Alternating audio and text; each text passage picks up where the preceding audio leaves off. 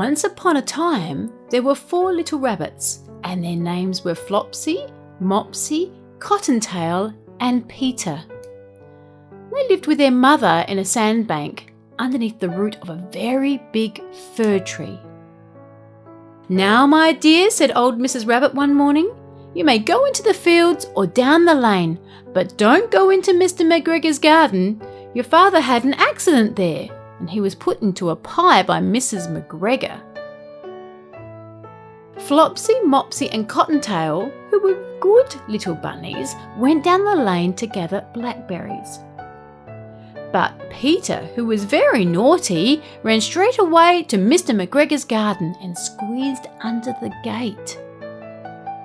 First he ate some lettuces and some French beans, and then he ate some radishes. And then, feeling rather sick, he went to look for some parsley. But round the end of a cucumber frame, whom should he meet but Mr. McGregor?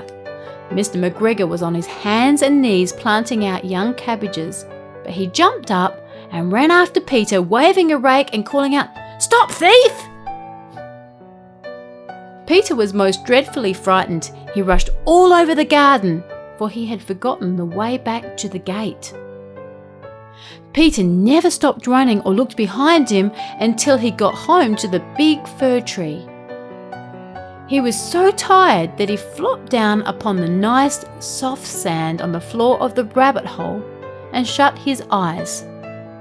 I'm sorry to say that Peter was not very well during the evening.